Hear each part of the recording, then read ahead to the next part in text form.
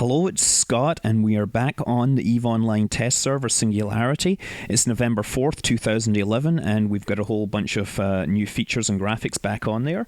The racial captain's quarters are now back. We have the Galente quarters here, still featuring the protein delicacies, despite the fact that they are made of sewage and poo and are illegal in Galente space. They're still given out with every Galente office.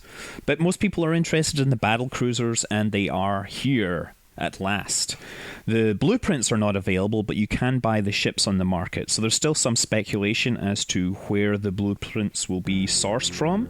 But if you're quick, you can note down these numbers and do some spreadsheets and perhaps figure out how much they'll cost. They are not, as of yet, textured, but you can appreciate the models from the game. The new Nebula are also on there, but we'll get to that later. So this is the Talos. It kind of looks like it looks a bit like a Megathron, but instead of having the split hull, it's got the single prow. The Caldari version is interesting because it gets bonuses to both torpedoes and hybrid turrets, so you can either set it up as a close-range torpedo boat or a long-range sniping railgun ship.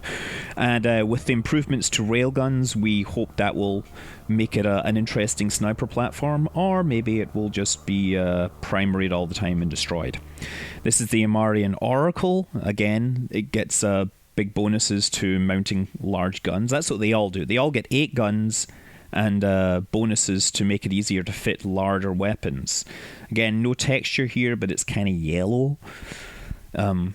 This is actually a fan-designed ship. It was originally called the Mentor, and it was an entry to the second ship design competition after the DeviantArt one, which was something of a scandal after people thought the DeviantArt people didn't have a clue about EVE Online ship design. But this is the actual winner of the DeviantArt contest, the Tornado.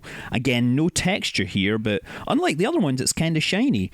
So that'll be nice because we'll be able to see those brand new Nebula reflected in it. So yeah, big bonuses to projectile turrets. This can throw out a ridiculous amount of DPS. I've just fitted it out here so we can take it outside and see it shooting something. Oh, what's this I've left outside? I guess these are other spaceships.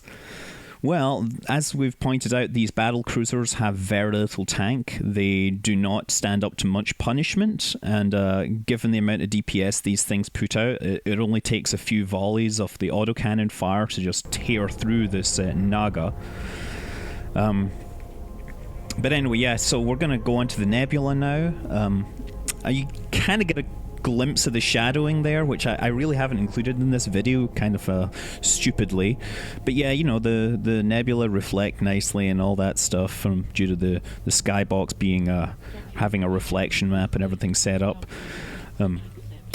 What you're appreciating here is the Nebula in the Metropolis region. We're going to essentially go on a tour around New Eden and show you all the cool and awesome Nebula.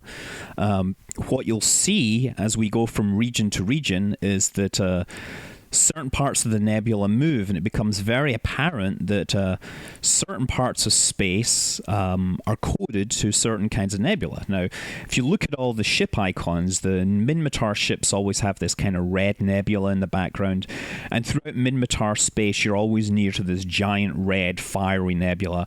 I'm sure it has a name in the game, but I've not read enough of the background, to be honest. I'm more interested in the ship mechanics.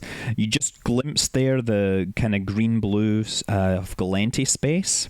Now, as we move into Derelict, this is as we're kind of flying between the Minmatar space and Amar space. You can also see this edge of the galaxy view there. So that's Minmatar Red Nebula there, and there's the Amarian kind of golden nebula in the background. And as we go into Divide, the Amarian Nebula essentially becomes much bigger, which is basically a metaphor for the fact that the Amarian influence is becoming stronger as you get closer to their home systems. And of course, the Minmatar Nebula shrinks, and right now we're in the heart of the Amarian Empire, and you're just surrounded by this ginormous golden cloud, enveloping all its citizens in this warmth, loving glow or whatever, which is comes from the Emperor, no doubt, and they worship this or something. But yeah, flying off, we're heading into Caldari space now, and again we start to leave the golden clouds behind, and we get the blue of the Caldari space. Zooming in here, you can actually see the detail is quite good, so this will make all the various PvP and ship flying in space videos look more awesome.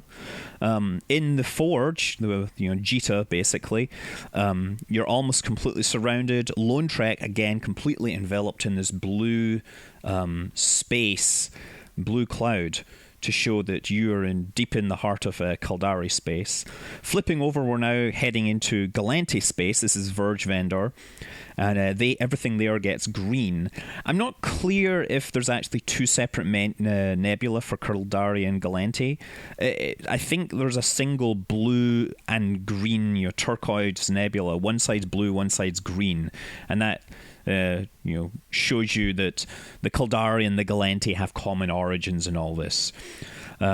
Sync Liaison is where the kind of main Galante trade hub is, but it's not actually in the middle of this nebula. It's actually kind of dark.